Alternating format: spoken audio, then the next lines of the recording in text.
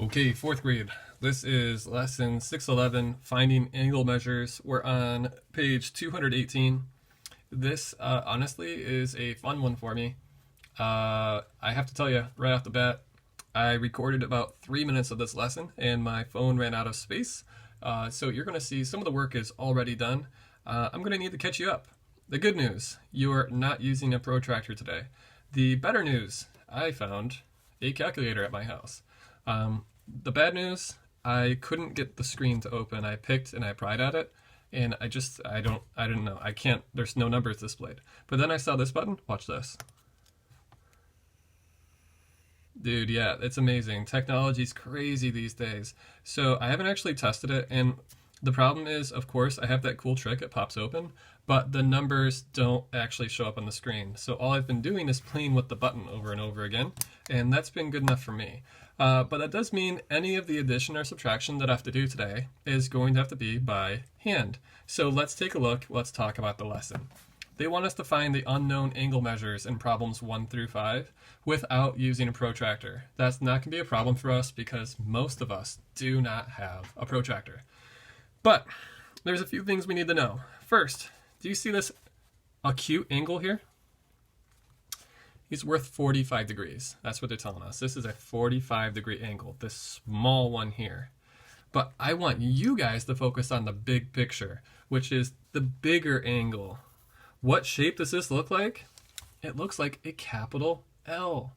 And what is a capital L? When we're talking angles, when we see an angle that looks like an L, or a backwards L, or an upside down L, what type of angle is it? And this is where you're going to see the work that I already did the last time I recorded this lesson. Ran out of space. That's called a right angle. And we also talked about when we see these little, you see that tiny square? That tiny square usually tells us, it's the book's way of saying, yes, this is absolutely a right angle, which means it's worth exactly 90 degrees. So here's what we can do. To find how much or how many degrees C is worth, we can take what we know, which is we know this whole thing is worth 90 degrees. And we can subtract the 45 from the 90, and whatever is left is going to have to be what's in C. Okay, we're basically going to eliminate him in order to find out what's left. All right, so this is where now you guys should be caught up to where I was the first time I did this lesson. Since my cool, awesome Walgreens calculator does not work, I had to actually manually do a subtraction problem. My equation is 90, the right angle, minus 45, the angle that we know, equals C, the other acute angle we don't know. So here's my work, 90 minus 45. You can't take 5 away from 0. We have to borrow. So I took a 10 away from the 9.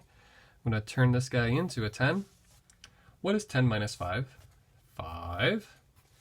What is 8 minus 4? 4.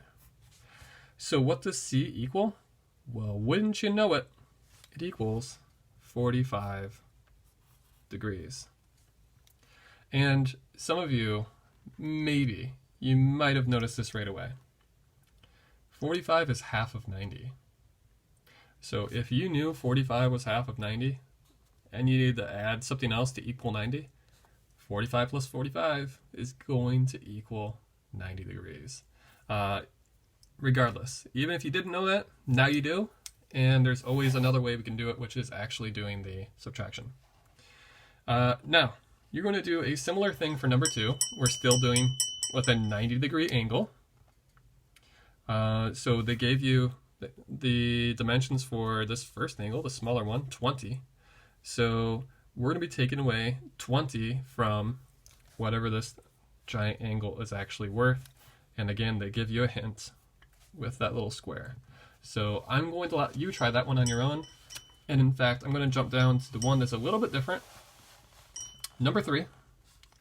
And you should notice right away there's a difference between 2 and 3. With number 2, we've got that familiar L, which means it's worth 90 degrees. Hint, hint for the people who were struggling with number 2.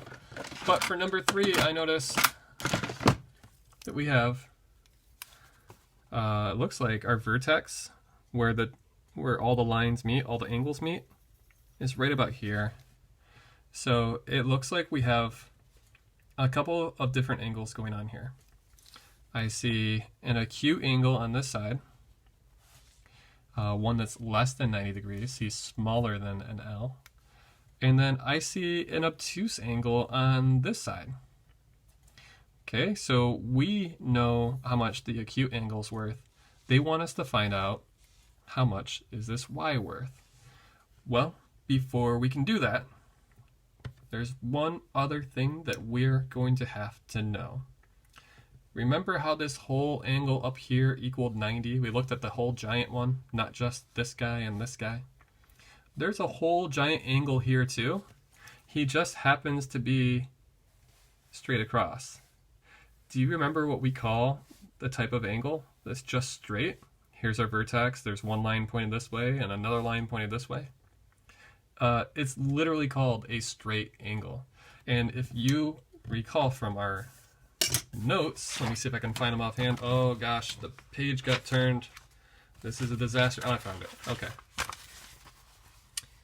A straight angle, one that goes straight across, is worth 180 degrees. So for 1 and 2, we were starting with 90 degrees because we have our L. But for this one, we're not dealing with a right angle, we're dealing with a straight angle. And a straight angle is worth, just like we saw, 180 degrees. So instead of starting at 90, we're starting at 180.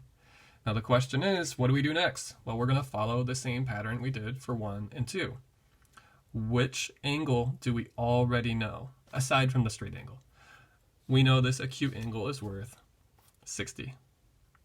So we're going to do 180 minus 60. And did you guys notice, by the way, that they want the answer with the unknown to begin with? And we don't have to make up a variable this time because they give us the unknown. The unknown is y. So 180 minus 60 equals y. And it's going to be your turn to solve for y. And just from eyeballing this, it looks like it's going to be an easier subtraction problem than number 1 even, because I don't see any borrowing coming into play. This is how I would set up this subtraction problem. If you happen to have a Walgreens calculator that does work, you can use that. There's no calculator sign at the top of the lesson. That means you can use one. But here's the other way. 0 minus 0 equals 0. 8 minus 2 equals 2. 1 minus nothing equals 120. Good job, guys. Yeah, so that means our missing side here, y, is going to equal 120 degrees. Now, you can check your work here by this pretty straightforward process. You can take a look, and we know a 90-degree angle is like an L shape, like right here, right? So this is 90. And we said this whole thing from this to here is 120. Do we think that would make sense? Do you think it's about 30 degrees bigger than 90? And in this case, yeah, I think it probably does. I think it makes sense. We definitely have to be more than 90. We know that's true. And it's less than 180. So I think 120 figures pretty well for us here.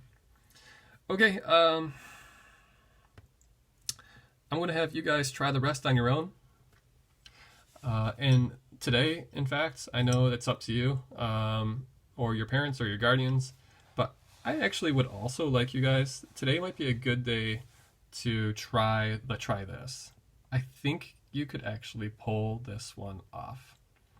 All right, if you have any other questions, let me know, guys. Otherwise, good luck out there, and I will see you for lesson 612, I think. All right.